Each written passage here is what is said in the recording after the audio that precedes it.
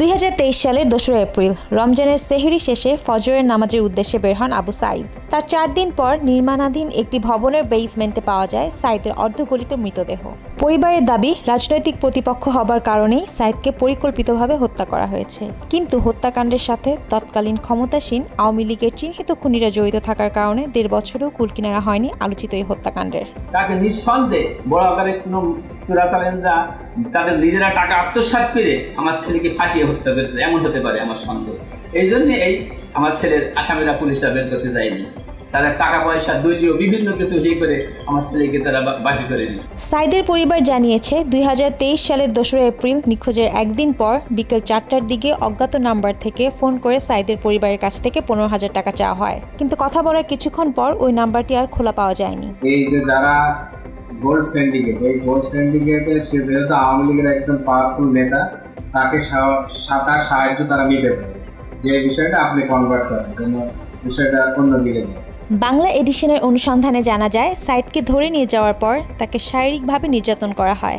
এক পর্যায়ে অসুস্থ হয়ে পড়লে তাকে জীবননগরের আওয়ামী লীগ নেতার মালিকানাধীন একটি বেসরকারি ক্লিনিকে ভর্তি করা হয়। সেখানে শারীরিক অবস্থার আরও অবনতি হলে সাঈদকে ওই হাসপাতাল থেকে নিয়ে যাওয়া হয়। এরপর তার আর কোনো খোঁজ মেলেনি।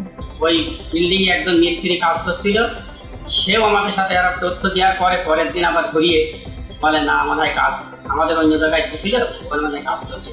জীবননগরের মনোয়ারা সনদ সেন্টার নামে যে হাসপাতালে সাঈদকে ভর্তি করা হয়েছিল, সে হাসপাতাল থেকে কোনো আলামত জব্দ কিংবা জিজ্ঞাসাবাদের জন্য কাউকে আটক করা হয়নি। উল্টো মামলার মোড় ঘুরিয়ে দিতে মা ক্লিনিক নামে অন্য আরেকটি ক্লিনিকের মালিক জীবননগর উপজেলা যুব দলের যুগ্ম আহ্বায়ক জাকের আহমেদ শামীম ও তার পরিবারকে আটক করে নির্মম নির্যাতন করা হয়। সাঈদ হত্যা মামলায় সাব ইন্সপেক্টর গোপাল ও নাহিদুল বিভিন্নভাবে এই মামলায় আমাদেরকে ইনভলভ করার জন্য তারা সর্বোচ্চ চেষ্টা করেছে।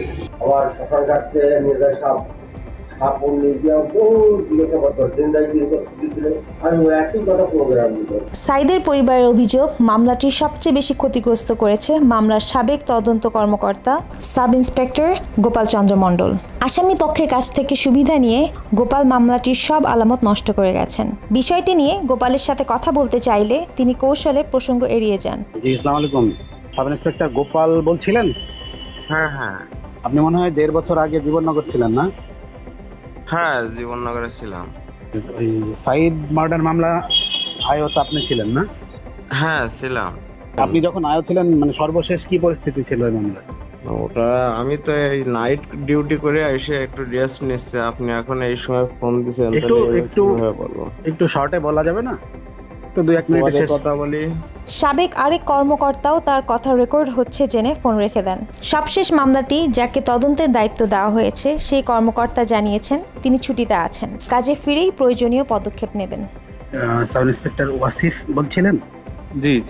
আবু সাঈদ, জীবননগরের আবু সাঈদ মার্ডার মামলাটা মনে হয় আপনার উপরে আসছে। তদন্তভার মনে হয় আপনি পাচ্ছেন নাকি? আমি তো ছুটিতে আছি ভাই, আমি তো কিছু জানি না আসছি, তবে আমি আসার আগে পাই নাই, হয়তো রিসেন্টলি আসছে কিনা। স্বৈরাচার সরকারের পতনের পর সাঈদের পরিবারও এখন স্বপ্ন দেখছে হত্যাকাণ্ডের সঠিক বিচার পাবার। মারিয়া আরোহী, বাংলা এডিশন।